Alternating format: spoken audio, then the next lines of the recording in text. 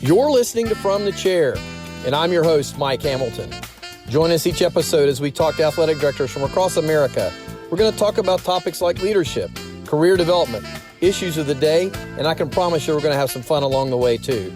So sit back, listen in, and let's dive in. Let's go. Hey, welcome into today's episode. It's a real pleasure to have with me today Mark Alnutt, who is the athletic director at the University of Buffalo. Mark, thanks for joining me. No, hey, Mike, thanks for having me. I appreciate it. You know, I was thinking as I was doing the intro, and it probably deserves a little bit of explanation just off the top for some folks who aren't aware that the proper name is the University at Buffalo, not the University of Buffalo. You want to share why that's the case? Yeah, originally it was the University of Buffalo when Buffalo was a private institution back in the 50s. And then the SUNY system, state system here at the University for New York, the state of New York, they took over Buffalo and they changed this. Essentially, it's the state of New York University at Buffalo. So that's why you call it University of Buffalo.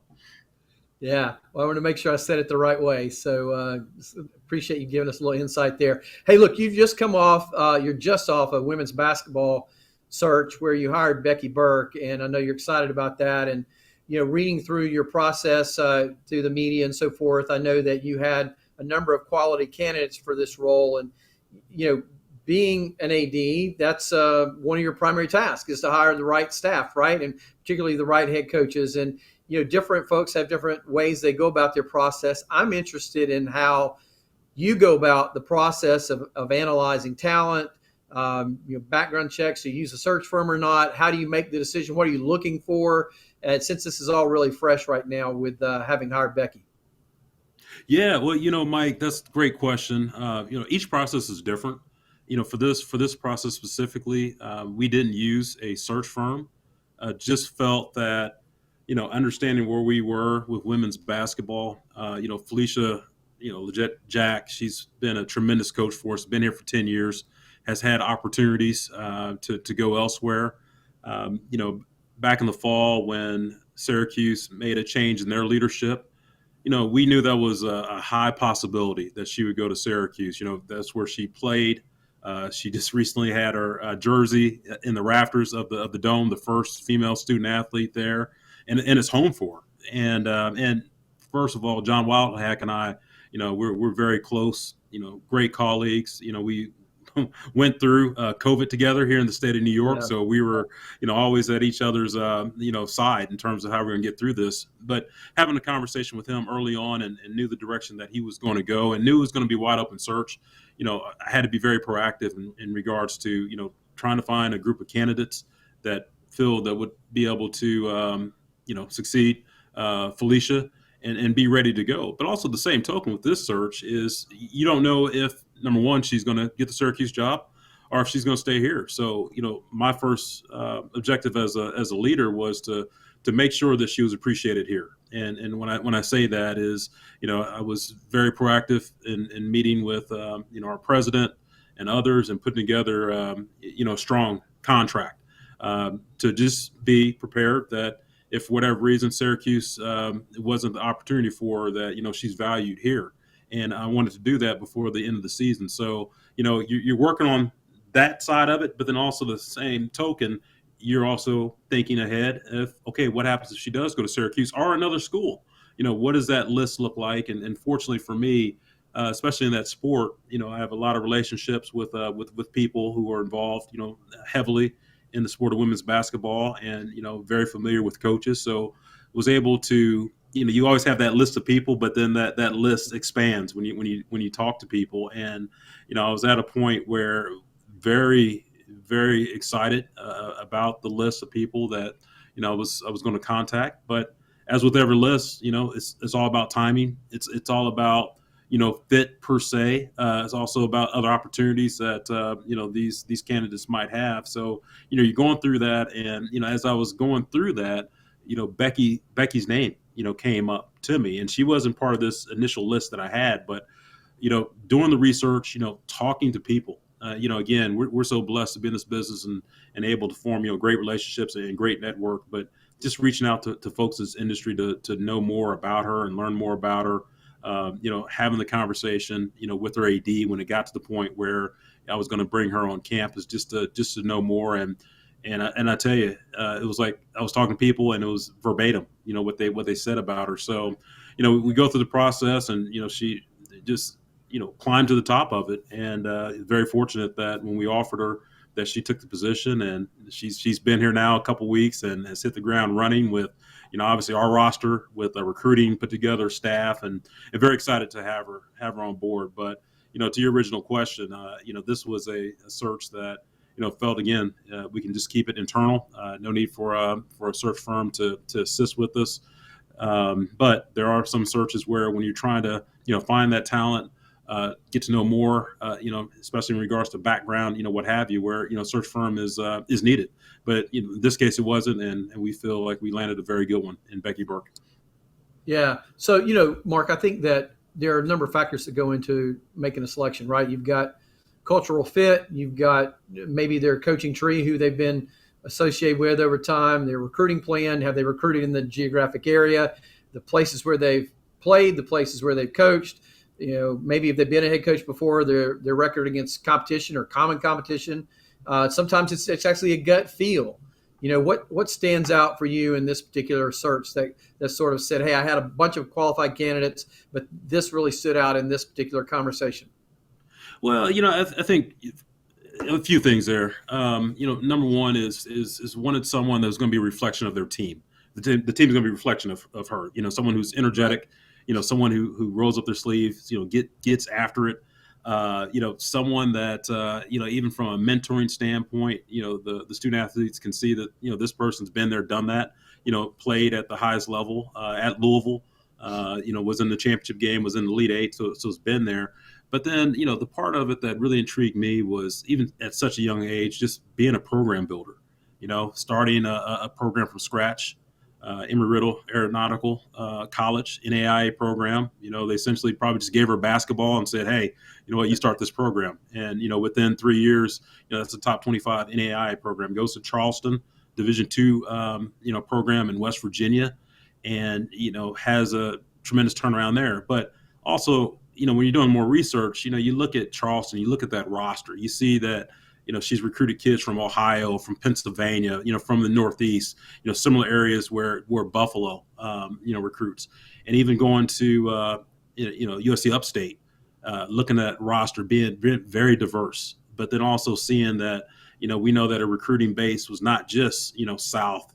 It also ventured up here in the Northeast and down the, Mid-Atlantic seaboard as well. So, from a fit standpoint, her being from Scranton, Pennsylvania, 4 hours away from Buffalo, we felt that, it was there. People here in Buffalo, even myself, we embrace people who roll up their sleeves and work hard. So we felt that, she hit all those boxes to be able to come here and quickly, assimilate into what we do here at Buffalo, or, our culture. Also have an understanding too of, what our recruiting, base is, which again, per sport, it's different, but at least there's a familiarity there. And, also her hiring staff that has some familiarity, with this area as well. So, those boxes, as you mentioned, there's numerous, qualities and characteristics that you look for, but, she kept hitting on the ones that we felt were very important, especially to follow, a person like Coach Jack. So I'm going to stay on the theme for just a second of coaches and successful coaches. And, back to you mentioning Felicia's move to Syracuse. In the last couple of years, Nate Oates moved to Alabama, and Lance moved to Kansas, and Felicia moved to Syracuse. Even in the AD chair, you've had Ward Manuel and Alan Green, Danny White, all guys who have been at Buffalo at one point, and all had success, in the next steps. So one of the articles I read that you were quoted in was talking about the fact that you recognize that, hey, if we can be a place where people can come and they can feel empowered towards success, and they know they're going to be able to achieve success, and then if they go on to something that might be perceived as their next step, that would be a bigger step for them, then we wish them well. But in the meantime, we've created this atmosphere where coaches know they can be successful, and it will help us attract other coaches. I think that's a really interesting and spot on description. I mean, I remember back in the day, when I was in the chair, Tulsa was known as a place from a basketball perspective. Bill Self came through there, Buzz Peterson came through there, Tubby Smith came through there, and those guys all performed at a high level when they were at Tulsa, and then they moved on, and the AD there was able to seemingly always replace them with someone who was of equal stature and success, right? So tell me, how you feel about all of that notion and where your head is, and when I start saying those kinds of things. Well, yeah, I mean, I would love to still be working with Nate and Lance. Those guys have done a tremendous job in their time that they were here. But it's just the reality of the landscape, collegiate landscape that we're in right now, and the limitations that schools have in regards to how they can compensate and how they can provide the resources needed to compete at a high level. Which I feel that we can compete at a high level, but there's other opportunities, other programs out there that can do more, and we have to understand that. And with that being said, yeah, I mean, there's personally, as with anyone, it affects you when a person that you develop such a strong relationship with, both and not just in the office, but also out of the office when they leave. But it's you treat them like they're friends as well. And Yeah. what I mean by that is, I remember having that conversation with actually all three, with Nate, Lance, and Felicia. How much they loved it here in Buffalo, how much they enjoyed, working with me, and all of them appreciative in terms of, us putting our best foot forward in terms of being able to help them from a career standpoint. But also the same token, as I would tell, a close friend of mine, or I would tell someone in my family that, if you have this opportunity here that makes a tremendous difference for you and your family, you have to take it. You have to take it. No hard feelings, on my end. I completely respect your decision, but also the next thing I'm gonna say is thank you. Thank you for what you've done, for our program, and thank you for being able to, put it at a level where we know that candidate pool is going to be very strong. And for me, it's just my job to be able to identify that next person that's going to sit in that chair, and to continue to keep that bar at a high level and continue to have success. And when you do that, and you have a program that continues to warrant that success, it's exciting to see. But on the personal side, you don't like to see it, but it's best for them, it's best for their family, it's best for their staff. People, a lot of in these cases, you always talk about the head coach and their families, but you know what? It's also their staff that they take with them, and how much of a difference that makes for their staff and their family that actually go to these places as well. So yeah, and look, I think you took it this way. None of this was meant as a critique. It was more as a compliment, right? Because you're obviously have something rolling there that's significant to be able to attract talent that will have success and have other opportunities, and that'll continue to build upon itself. What do you feel like? Obviously you hired good coaches, so let me start from that place. But given that you've hired good coaches, what do you feel like Buffalo has offered those coaches to allow them to actually act on their skill set, right? What do you feel like you're doing in the MAC, as an example, or in your regional, places you recruit against or whatever? What are you guys doing, you think, that have allowed these coaches to succeed in the way that they've been able to succeed beyond just their own innate ability? Sure. I look at the city of Buffalo itself. There's no other college town in the Mid-American Conference. I mean, it's a metropolitan area, 50, 52 from a TV demographic. So there's opportunity there, and there's also opportunity for our student athletes when they come here.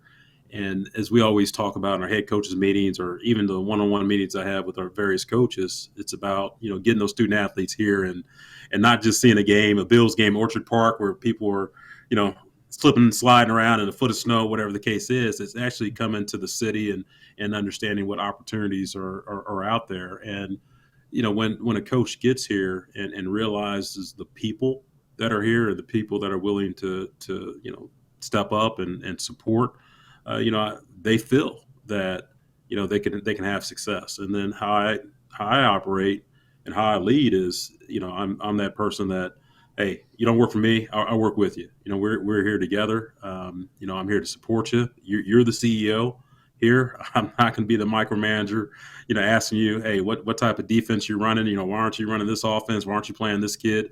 Yeah, well, yes, we'll have questions every now and then, but that's for you. You're the expert in that area. And again, what do you need to be successful?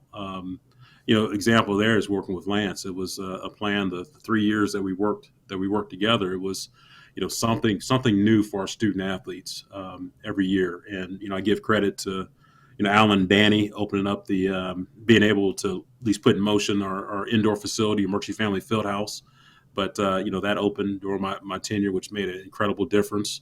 When that was open, to have your indoor facility on campus and not having to travel, whether for football down to the Bills indoor practice facility or soccer going to a local dome, someplace else, that made impact. But the next thing that we always talked about is every year being something new for our student athletes, whether it's a fueling station, whether it's a new locker room, whether it's something as simple as graphics, how we approach nutrition, meals.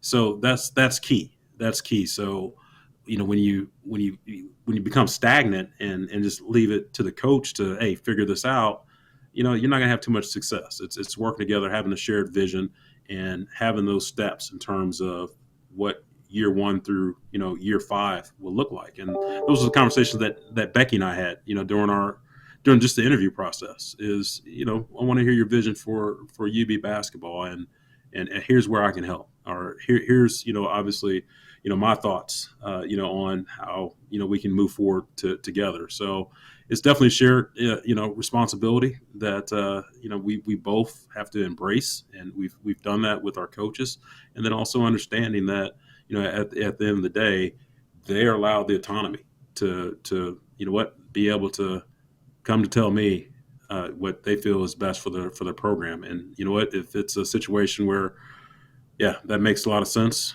I'm definitely going to roll up my sleeves. I'm in the foxhole with you, and we're going to figure this out. Yeah, it's awesome. So let's talk about the MAC for just a second. There's been a lot of change in the last 12 to 18 months in terms of a realignment, and certainly you guys had conversations. Everybody knows that. But at the end of the day, you sort of stay put in terms of your makeup of the league. And I know, most, if not all, the ADs in your league. Some of them I know well. I know your commissioner very well. He's a friend of mine. And to me, outside looking in, one thing that I take from that is there's great stability and comfort with who the MAC is among peer institutions, and obviously at the president's level as well as the ADs. Are we to read anything into that? Is that a fair assessment? The fact that you guys are saying, hey, you know what, we're sort of pleased with where we are as a league right now, or is it just that, hey, the right opportunity's not come along just yet? No, I think looking at the league standpoint, one thing that's very unique about our league is just our geography. Essentially, we're very, very close from a geographical standpoint. There's a couple of outliers, yes, us and Northern Illinois, but for the most part, it's a bus trip. Similarities, a lot of similarities there. I mean, when you look up and down our league, there's not an institution that is going to be up here at the highest of the highs, and not institutions are going to be very low. I mean, there's equity there, across the board, from a competitive standpoint, there's competitive equity as well. So when we look at, our group, and then we've been together for a while now, it just makes plenty of sense, for us to stick together and be together. But then also when we talk about opportunities, I don't see it as individual, institutions, looking for opportunities elsewhere. It's like, how can we grow, our league? Where are some institutions that, would be a fit in terms of, what our beliefs are, in terms of, the experiences we provide for our student athletes, and then also from a geographical standpoint as well. So, we're in a position that I feel that, we're very solidified in terms of where we are. Of course, everyone has an eye towards the future in terms of what that might look like in regards to realignment or expansion. But, we got a good core group here that's solid, and I feel that's going to be together for a long time. That's awesome. So let's talk about your career for a few minutes.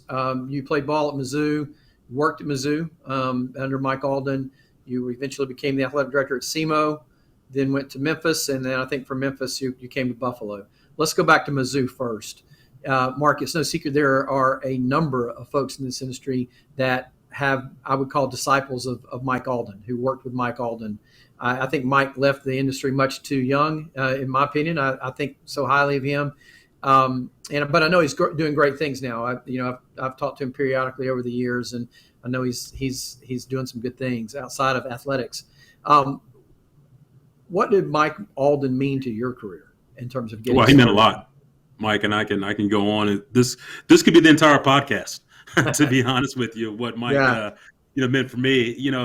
I go. It goes back to the football GA when he first came here to the University of Missouri back in 1998. When I was, again, that was my first year as being a GA, and Mike was such a personal person to where we would strike up conversations, and he'd ask about my future goals, and at the time I wanted to get into coaching, but as I spent more time my role in this administrative GA, I wanted to get into administration and had the opportunity to get into director of football operations.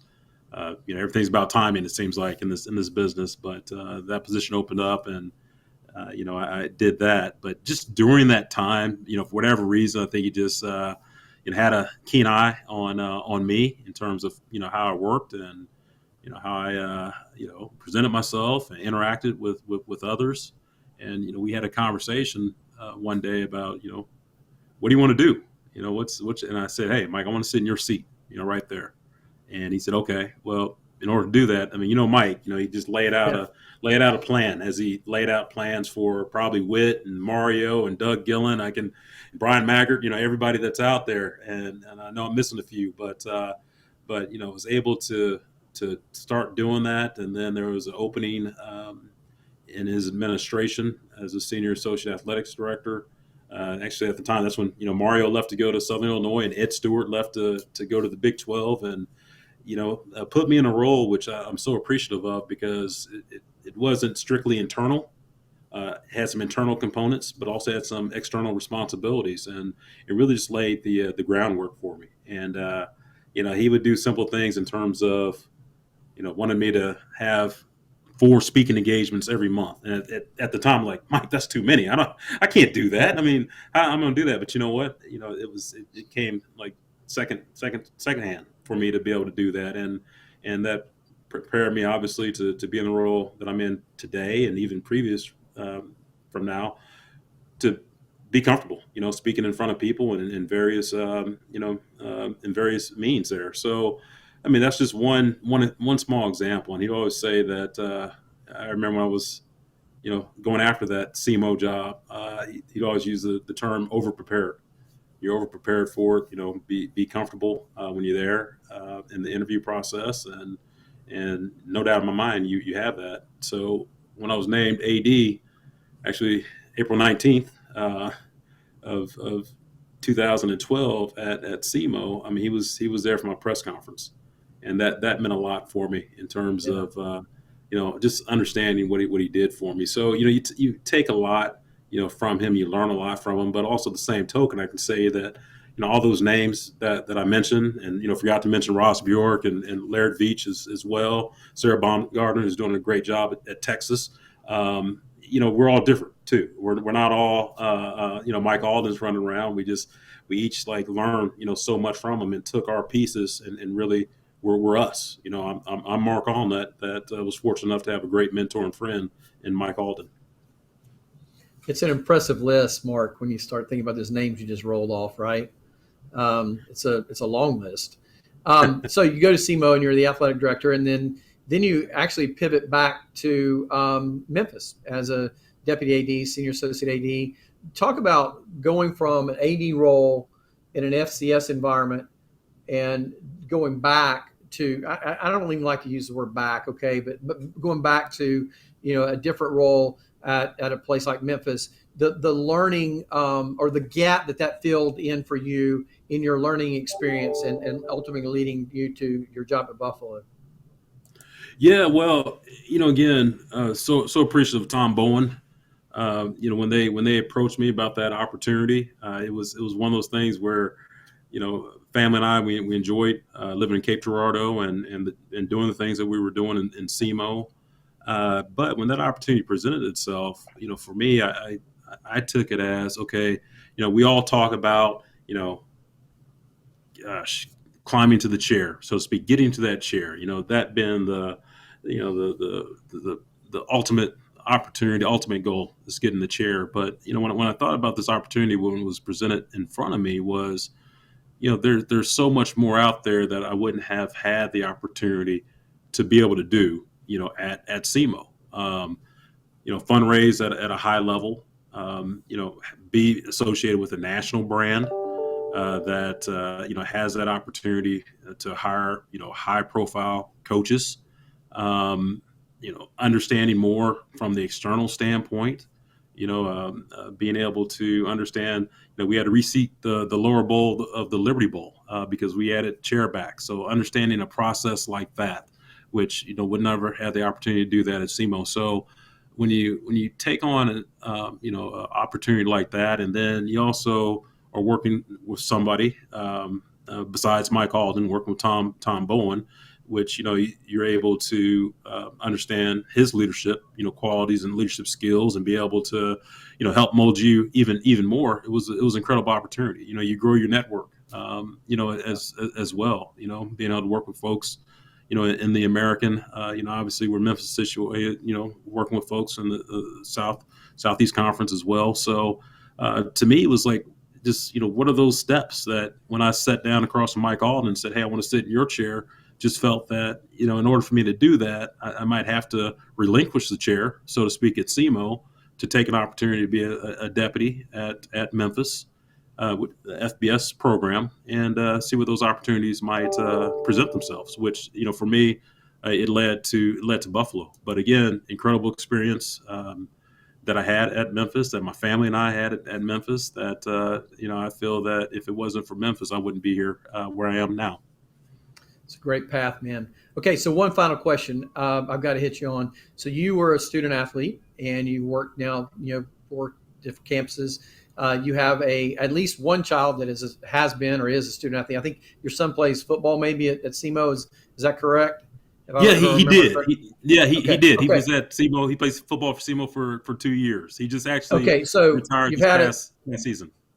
you've had a child that's been in a student athlete role. That's what I really want to hone in on for the moment. I realize your student athlete experience was your own personal student athlete experience, but when you have a child that becomes a student athlete, did that affect the way you have led as an athletic director, and if so, how? Well, it's just going through the process. We've all been, in the chair, or, going to the, obviously our career leading to the chair, and we've all been a part of recruiting. Okay. We've all been, whether we are coach, or in my situation in ops, or just, part of the recruiting process. And, to be able to see your son, go through it, you take kind of a step back, and you take off that AD hat, and you become that dad. Again, those parents that we meet in those official recruiting visits, and understand how important it is to you listen to their questions, you answer their questions, you listen to their concerns, you make sure that you address their concerns. So it gave me an opportunity to realize how important that interaction is with the parents.